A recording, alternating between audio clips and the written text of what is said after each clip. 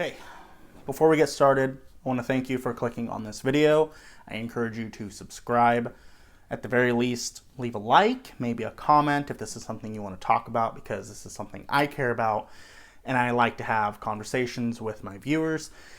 And I want to take advantage of, being a small YouTube channel. It gives me the opportunity to virtually reply to every comment I get. I do my very best to do so. So leave a comment, okay?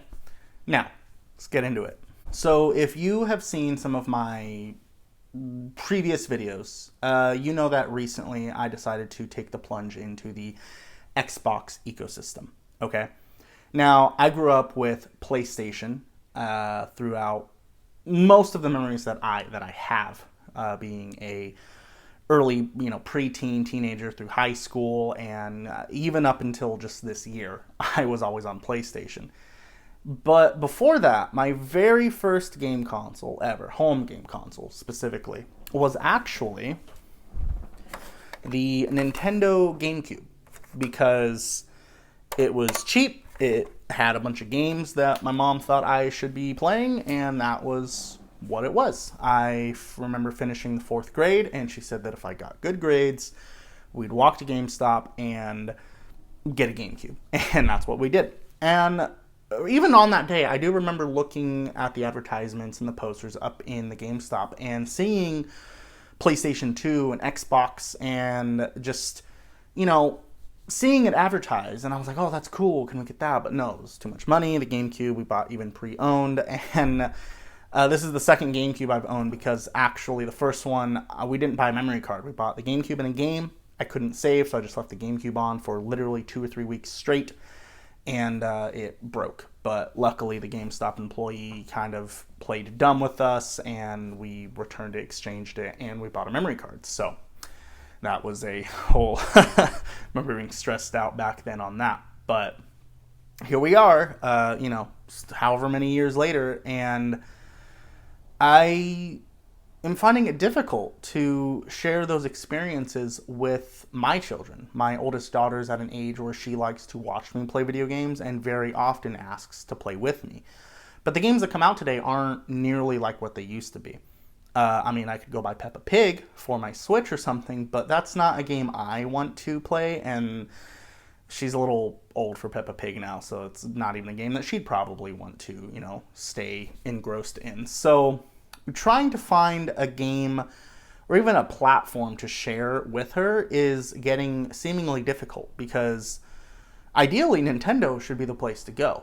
But Nintendo, if you haven't heard, their prices for their legacy stuff now is getting outrageously high. I myself am trying to collect for GameCube, not in the typical sense of just getting everything, but the games that you would need to have on a GameCube, or games that I grew up with. I want to start rebuying those, but apparently I've picked a bad time, because while I do have a couple hits like Smash Bros. Melee, sorry, don't come at me, and Super Mario Sunshine, which actually did just get remade through that 35th anniversary stuff that Nintendo did. Nintendo is sitting on a gold mine right now, right? If you look at prices for some of these games, last I checked, a copy of Mario Kart Double Dash, which is a Mario Kart I never got to play, and I make it my objective to be able to play each generation of game that I grew up with in some way, shape, or form. For example, I recently purchased a backwards compatible PlayStation 3, one of the launch models.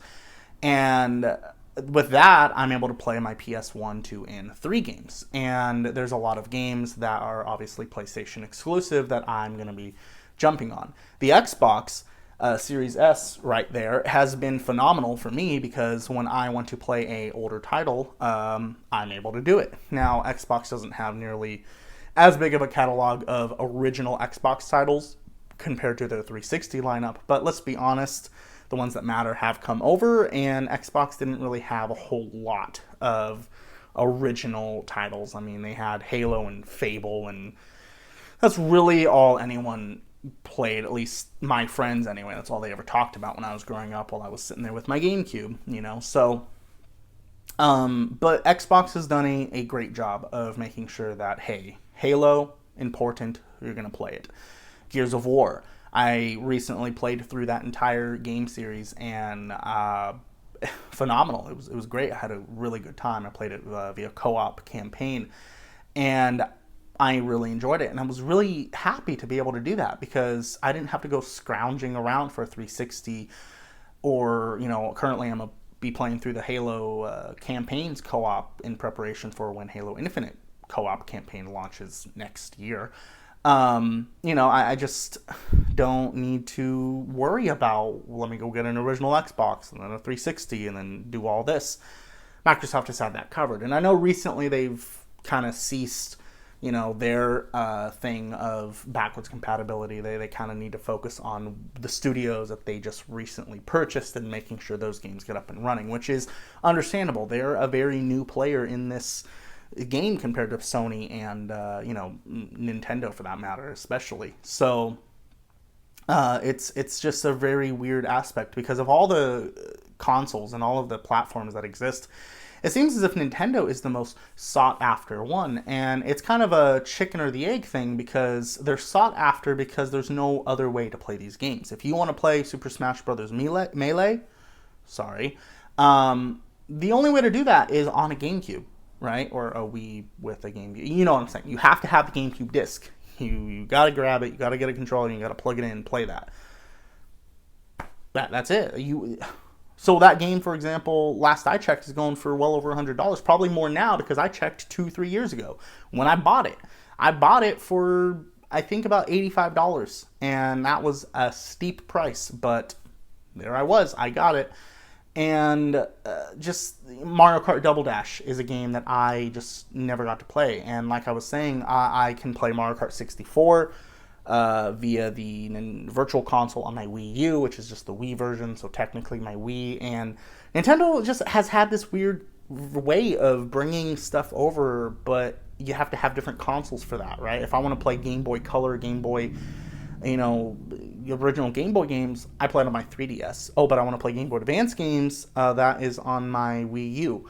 I want to play Nintendo DS games, you would think that'd be on my 3DS, but no, it's also on my Wii U. Right, so it's just a strange thing. But if I want to play Super Smash Brothers, I have Super Smash Bros. On my Wii via Wii U Virtual Console, and then I have the GameCube Melee, and then I have the Wii Brawl, and then I do have Super Smash Bros. For Wii U. I didn't buy Ultimate because it's just, I already bought it for Wii U, and I'm not huge into Super Smash Bros. I just want to be able to have that game available because it's a great party game. And that's another reason why I think Nintendo is so sought after, because during this time when you're stuck at home with families, people are trying to buy consoles and buy things to keep themselves busy. And I gotta spend all my time with my brother now. What do we do? Well, let's buy a Wii, buy a GameCube, whatever it is, and play all these games that are perfect. I played Wii Sports for the first time this year and some of last year in a few years because of that. So that's just a thing. But as these systems and games get more and more expensive, it gets harder and harder. At last I checked, Mario Kart Double Dash was well over $100. And I'm sure it's even more now given the increase of prices for certain games. Pokemon games for it. I remember when I was a kid, I had Pokemon, I think it was Coliseum, if I'm remembering that correctly, and I don't even want to know what that would be right now because I remember when I bought it, used back then, and it was already a few years old from GameStop. I was still pushing pretty much brand new price of about $50 or $60. So it's just an interesting time, and I think for Nintendo to be just sitting on this gold mine, they'd almost rather have you go out and spend $300 on eBay for a simple game that they could just emulate even on the Nintendo Switch, right? Especially, be so easy on the Nintendo Switch to run a GameCube game. Or, even some Wii games or whatever it may be. Controls might be janky here and there, but I know that there's obviously a way to kind of figure this out. And Nintendo just doesn't want to put the work in that, even though there's a huge nostalgia boom for it, and they're literally sitting on money.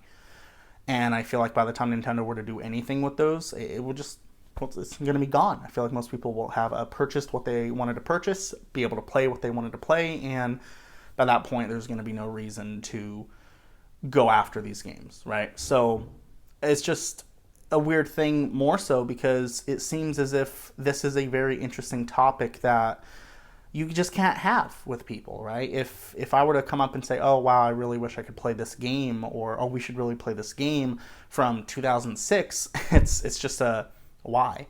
But if I were to say I wanted to watch this movie from 1945, it's like, "Oh yeah, that's a classic," you know? "Oh yeah, we got to go watch this movie that was made during World War II," or "Oh yeah, this song that came out in the early 1970s or something is an American icon." And it's just a simple weird thing that movies and books and music can just do. But video games, God forbid we sit there and try to play, anything, really. It's so weird. And I don't know if it's just me, if I'm just considered an enthusiast in that sense, or it's just pure nostalgia. But I feel like we need to kind of kick this to the side. And companies like Microsoft and Xbox, they even are advocating for the industry as a whole to push towards emulation as a way to preserve these games, because as we progress through technology and through these advances of gaming as a form of media, we're gonna eventually stray further and further from what made gaming what it is. And again, I don't know if this is just me. I feel like it's just a niche thing. Maybe it is, but I feel like that still justifies, if there's a big enough niche for it, I feel like that still justifies the importance of preserving these games and making sure that it's available for future generations to experience them and enjoy them. We do it with certain games like Pac-Man and Super Mario Bros. And Galaga and different games like that, mainly arcade games, it seems, for whatever reason. But when it comes to, once we hit into this 3D era of gaming with Nintendo 64 and onward, we get into this situation where we're still in that era and it's just progressively getting better. But at what point do we draw the line? Is it going to be virtual reality? Is that where gaming goes, and then 3D gaming is seen as the way these 2D platformers were back in the day, or arcade games were? It's got to have a different middle ground, I feel like, in this era, because we're going to be in this 3D gaming aspect for a long time, comparatively to the arcade era, for example. So there's got to be a line we draw somewhere where it's like, okay, hey, obviously not all games. We don't celebrate all the arcade games that existed, but we celebrate the important ones. And I feel like we should be doing the same thing for these 3D games that came out on GameCube or PlayStation or Nintendo 64 or even the original Xbox, which, as I've mentioned before, has done a pretty good job. Fable, I know, is a huge game for the Xbox, and you can play all of those very easily. Even games like The Elder Scrolls, Morrowind for the Xbox, easily be able to play on your new Xbox. And as I mentioned before, that was one of the big reasons that kind of pushed me towards Xbox in my other videos, as I talked about, is game preservation is very important in terms of treating video gaming more as just a throwaway, tangible thing that can just kind of just whatever, right? One and done. You buy a game, you play it, you throw it away, you trade it in, you sell it. And it's especially more so that we're moving towards a digital age. I feel like it should be more relevant to say, hey, if we want to push this to a digital marketplace, if we want to play games in that fashion, then we need to make sure we have a way to preserve those games down the line. And people like to say, okay, well, yeah, consoles are getting better now. PS5, for example, can play, which is, by the way, the biggest contender for me is I did not like the way PlayStation was handling their backwards compatibility stuff. While it is cool that I can play PS3 games via streaming on, a PS4 and PS5, it really feels like an afterthought with the way it's handled. I personally don't have any problems because I have good internet, but I know many people don't have great internet.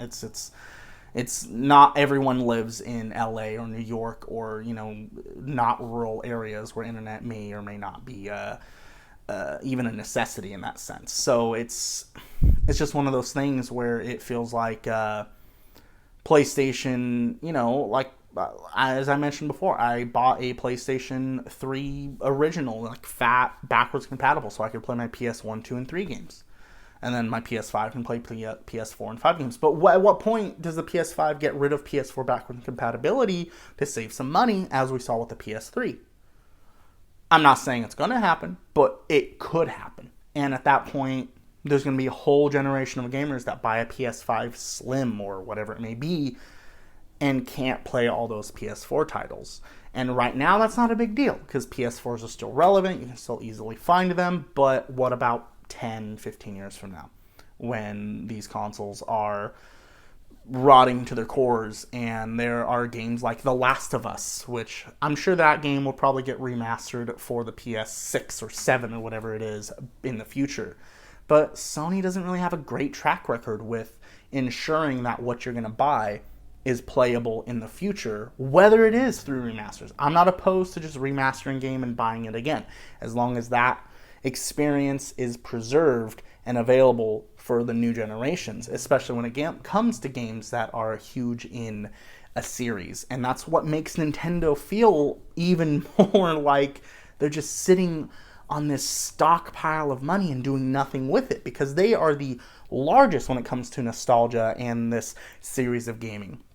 And you have the Mario Kart series, you have the Smash Brothers series, you have Legend of Zelda, they have so many IPs that can just be redone and brought over. And instead, they're focusing, it seems, more on just indie games. And that's not to shut down indie games, but they'd rather showcase that and try to push a bunch of those out. So when I open the eShop, I see a bunch of games that I personally don't care about. When I talk to my friends, hey, have you seen anything good on the eShop? Because I just stopped looking. I just rely on friends to tell me, hey, what's good to play? And they say, nah, there's nothing good. Because for whatever reason, Nintendo's priorities just seem like they just want to push everything onto Switch and even mobile games. And that's when it worries me that Nintendo's priorities is just a little away from what Nintendo is and used to be. And I'm not in the business. I don't have a fancy degree telling me how to run a corporation like Nintendo. Maybe there's some bigger strategy they have that we just can't comprehend, whatever it may be. But regardless, they need some things to be done, because I shouldn't have to go be paying $400 for a game for the GameCube that came out in 2004.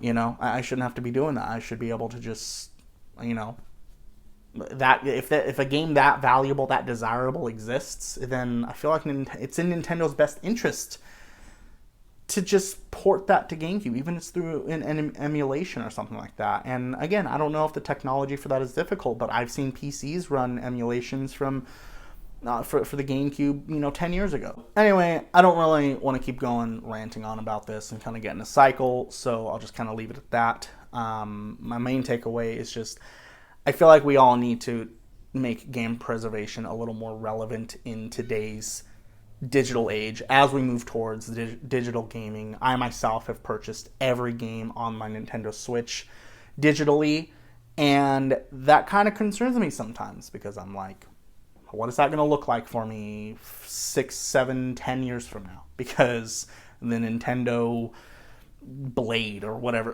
whatever they decide to call it, is that going to play my Switch games? Probably not. Are they going to redo all of these hit Switch games that I played?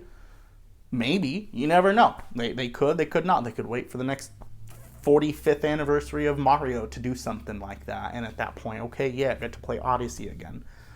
There's so many games on the Switch that are great, and it's an ongoing cycle. And yeah, for every instance that you can find of a good example of preserving these games or making them playable, I guarantee you there's 3 bad examples right behind that of, well, that's one good use case, but what about everything else? So anyway, that's all I got to say for that. Just, if you want to chime in on that, if you have your own opinion, maybe you don't think it's important at all, maybe you have your reasoning for why none of this matters, go ahead and leave it in the comment. I'd love to hear different opinions and, different views of maybe the reason you think it's important is different from my reason. And we could come together and kind of, make this a relevant issue that we can kind of talk about. So I'll see you guys in the next one. Be sure to like, subscribe, all that mumbo jumbo. And follow my Twitch, link in the description. I'm going to be playing through Halo 2 with a buddy, and we're going to be, streaming that to Twitch, and some PlayStation games I'll be streaming to YouTube here, because I just can't do that on the Xbox for some reason, and I don't want to hook up my computer to everything. So it is what it is, guys. I will see you in the next one.